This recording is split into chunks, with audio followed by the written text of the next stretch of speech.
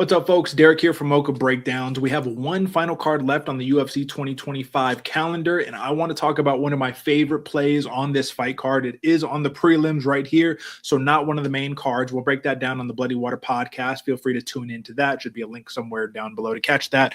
But Joanderson Brito versus Melsik Baghdasaryan in the featherweight division. Folks, not only is this going to be a fun fight that you should tune into just because it's going to be violence written all over it, but you have, as you can see here, Joanderson Brito coming off of 2 losses, Melsik Baghdasaryan coming off of 1 loss, but he is 3-2 in his last 5. Equal playing ground for both of these fighters. Prospects on the rise. I've historically been super high on Melsik Baghdasaryan, but Joanderson Brito is a crusher, a shark, a terminator, whatever you want to call it, a dude who kind of defies logic sometimes. As you can see here, he's sitting at about minus 200. Looks like it's a plus 150 comeback from Melsik Baghdasaryan. If we look at a couple of other lines right here, you're really looking at minus 240 for Anderson Brito, and the comeback on that one appears to be about plus 240 for Melsik Baghdasaryan.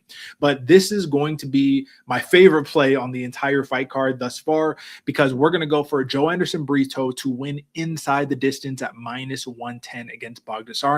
Those 2 losses that Baghdasaryan has on his record in his last 5, both via finish. He got submitted by Josh Kulabau and he got knocked out by John Silva. These 2 losses for Joanderson Brito are against a archetype of fighter that really isn't similar to Baghdasaryan at all. We're talking about William Gomes, and the other fighter that we have right here is Pat Sabatini, right? So Sabatini, short, stocky wrestler, grappler, where Joanderson Brito is really just jumping too many guillotines, finding himself flat on his back, not able to submit, and not able to really bring violence on top. He got controlled for too long. It happens.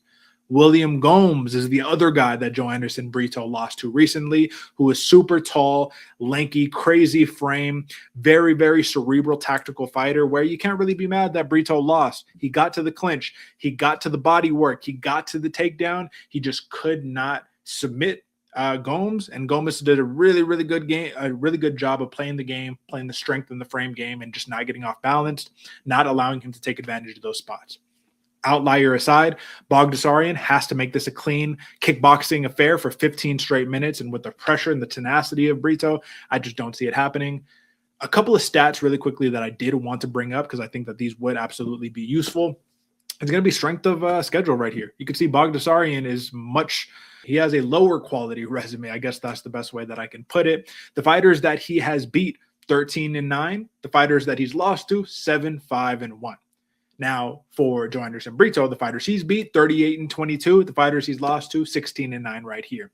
So not only does Brito's resume have more experience, they also have better wins, higher win rates, right? Across the board, he's fighting tougher guys than Baghdasaryan. So with this step up right here, on top of the trying to get back in the win column approach right here, I think Brito's got the game plan and the style to come out victorious. But that's not what we're here for. We're not here for just a money line pick, Joanderson Brito. It's to say, instead of laying down minus 245, over 2-1 favorite, off a guy who's coming off of 2 losses, we're going to take wins inside the distance right here, because Joanderson Brito, if I show my screen right here, you can see 5 of the last 6 victories that he's had have all come inside the distance. He has cashed that play time and time again. The last decision victory that he had was on the Dana White Contender Series. So 100% finish rate in the actual UFC.